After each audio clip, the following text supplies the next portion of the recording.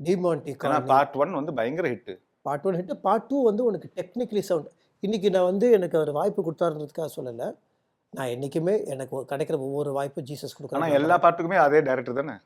Ajay sir தான். Ajay sir தான். Sanjeev Ajay sir மாரி ஒரு டைரக்டர் நீ பார்க்கவே முடியாது. நீலாம் அவருக்கு சத்தியமா ஒர்க் பண்ண உனலாம் அவ்வளோ பிடிக்கும் அவருக்கு. ம். டெக்னிக்கலி சவுண்டு, ஃபுல் கமாண்டு, ம். கண் 8 கேமரா வச்சா கூட அந்த கேமரா அடுத்த ஷாட் இந்த ஷாட் எடுத்து இந்த கேமரா இங்க வா இங்க வா இங்க வா இங்க வா இங்க வா இங்க வா இங்க வா இங்க வா இங்க வா இங்க வா அவ்வளோ பெர்ஃபெக்ஷனு. அதுவும் 2வது அந்த படத்துல அது வந்து நார்மல் பேய் படம் மாரி கிடையாது. நீ டிமான்டி மட்டும் பார்த்தனா டெக்னிக்கலா நீ டிமான்டி 2ல ஒரு சீன் எடுத்திருப்பாரு.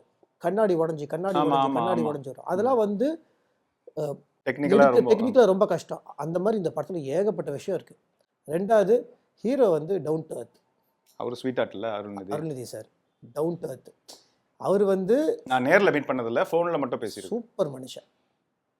செம்ம மனுஷன். டைரக்ஷன் டீம் செம்ம. எனக்கு ஸ்டண்ட் சீக்வன்ஸ் என்னன்னா, ஸ்டண்ட் ஃபைட் பண்ண மாட்டேன். பட் எனக்கு வந்து ஒரு 2 நாளைக்கு நான் ரோப்லேயே தொங்கிட்டு இருந்தேன். பேய்னால.